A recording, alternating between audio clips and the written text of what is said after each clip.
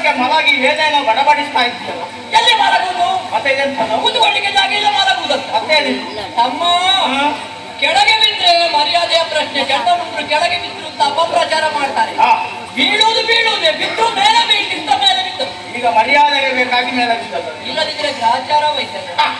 ಅಮ್ಮ, ಅಣ್ಣ ಬೀಳ್ಲಿಕ್ಕೆ ಬಿದ್ದಿದ್ದೇನೆ, ಹೇಳಲಿಕ್ಕೆ ಆಗುವುದಿಲ್ಲ. ಏನಾಗಬೇಕು? ಕೈ ಕೊಟ್ಟ ಅಭ್ಯಾಸ ಉಂಟ. ನಿನಗೆ ಕೊಡದ ಕೈ ಮತ್ತೆ ಸುಲಭದಲ್ಲಿ ಕೈ ಕೊಟ್ಟಿಗೆ ಸಿಗುವುದು ನಾನೇ ಅಲ್ವಾ? ಅದಷ್ಟೇ. ಯಾರಿಗೂ ಕೈ ಕೊಟ್ಟ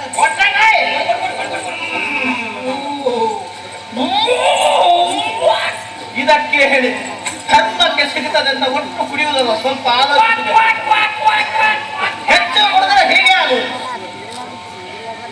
ತಮ್ಮ, ಕುಡಿಯುವಾಗ ಯಾರಿಗೂ ಗೊತ್ತಾಗುದಿಲ್ಲ, ಹೇಳುದು ಇನ್ನೂ ಕುಡಿಯುವುದಿಲ್ಲ ಅಂತ. ಅದಷ್ಟೇ.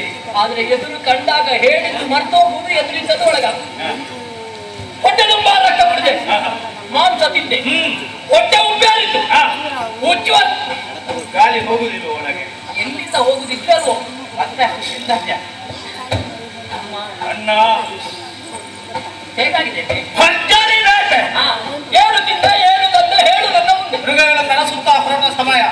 ಒಂದು ಕೊಪ್ಪಿನ ಕಾಡು ಕೋಣ ಇನ್ನೂ ಅದರ ರಾತ ಅಂತ ಮುಗಿಯಲಿಲ್ಲ. ಸಿಗುವುದೇ ಅದು.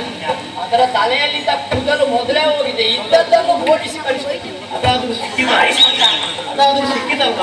ನಿನ್ನೆಯೂ ಸಿಕ್ಕಿದು, ಮೊನ್ನೆಯೂ ಸಿಕ್ಕಿದು, ಯಾವುದೂ ಇಲ್ಲ ಇದ್ರೆ ಅದಾದ್ರೂ ಆದಿತ್ತು.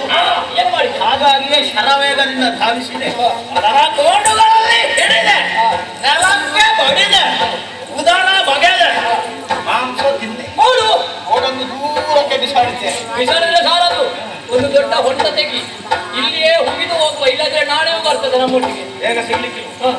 ಹೊಟ್ಟೆ ತುಂಬಿತು, ಅಷ್ಟರಲ್ಲಿ ಅಣ್ಣ ನೆನಪಾಯಿತು. ಹೊಟ್ಟೆ ತುಂಬಿದ ಮೇಲಾದ್ರೂ ನೆನಪಾಯ್ತು. ಬೇಟೆಗೆಂದು ಬಂದವರು ಎಂದಾದರೂ ಬರಿಗೈಯಲ್ಲಿ ಹೊಂದುತ್ತುಂಟೋ? ನಾವೇ ಬರಿಗೈಯಲ್ಲಿ ಹೋದ್ರೆ ಉಳಿದವರ ಪರಿಸ್ಥಿತಿ ಅಂತ. ಮತ್ತೆ ಹಾಗಾಗಿ ಹಿಂದೆ ಮುಂದೆ ನೋಡುವಾಗ ಒದೆಗಳ ಎಡೆಯಿಂದ ಚಿಗರೆಗಳು, ಚಿಗರೆ, ಜಿಂಕೆ ತೋರಿಸಿ ಕೊಟ್ಟದು ನಾನಲ್ವಾ?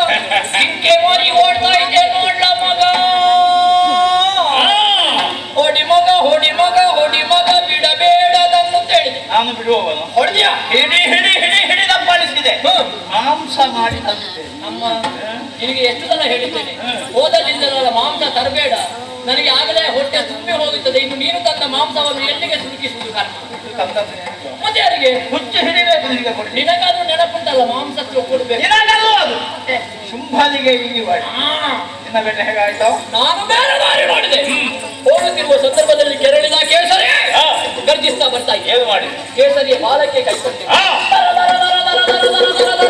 ಎಷ್ಟು ದರ? ಎಷ್ಟು ದರ ಅಂತ ಕೇಳ್ಬೇಕಷ್ಟೇ. ಎಂಥದು? ಎಂತ ಬೆಲೆಯ ಬೆಲೆ ಅಲ್ಲದು, ದರ ದರ ಎಳೆದದ್ದು. ದರ ದರನ ಎಳೆದ ಆಟಕ್ಕೆ ಬಡಿಕೆ ಸತ್ಯತೋ? ಎಲುಬೊಂದು ಕಡೆ, ಚರ್ಮ ಒಂದು ಕಡೆ, ಮಾಂಸ ಒಂದು ಕಡೆ, ಬೇರೆ ಬೇರೆ ಬೇರೆ ಬೇರೆ ಬೇರೆ ಬೇರೆ ಆಯ್ತು. ನಾನು ಬಿಡುವ ಜಾತಿ ಮೊದಲಾಗಿ ಇಳಿಯುತ್ತಿದ್ದು ರಕ್ತ, ಅಲ್ಲಿಗೆ ಬಾಯಿ ಕೊಟ್ಟೆ. ಕಳ ಕಳ ಕಳ ಕಳ ಕಳ ಕಳ ಕಳ ಕಳ ಕಳ ಕಳ ಕಳ ಕಳ ಕುಡಿದೆ. ಮತ್ತೆ ಒಂದೇ ಒಂದು ಎಲುಬಿನಿಲ್ಲ, ಎಲ್ಲ ಒಂದು ಬಾಯೊಳಗೆ ಹಾಕಿದೆ. ஞாಮ ஞாಮ ஞாಮ ஞாಮ ஞாಮ ஞாಮ ஞாಮ ஞಾಮ ಜಗಿದೆ. ಎಲುಬು ಕಟ ಕಟ ಕಡಿದೆ. ಚರ್ಮ ಅದ್ಯಾಕೋ ಚರ್ಮ? ಈಗ ಬೇಕಾದಷ್ಟು ಮಾಂಸ ಸಿಗ್ತದೆ ತಮ್ಮ, ಇನ್ನೊಂದು ಕಾಲದಲ್ಲಿ ಏನೂ ಇಲ್ಲ ಅಂತ ಆಗ್ತದೆ, ಆಗ ಚರ್ಮ ಆದ್ರೂ ತಿನ್ಬಹುದಲ್ಲ. ಮಳೆಗಾಲದಲ್ಲಿ ಅದನ್ನೇ ಬಿಸಿಲಿಗೆ ಹಾಕುವುದು, ಒಣಗಿಸುವುದು, ಅದಷ್ಟೇ. ಸಾಗಿ ಸಾಗಿ ನೆನಪು ತಮ್ಮ. ಸ್ವಲ್ಪ ಮೊಲದ ಮಾಂಸ ಇಟ್ಕೊಂಡು ಅದೇ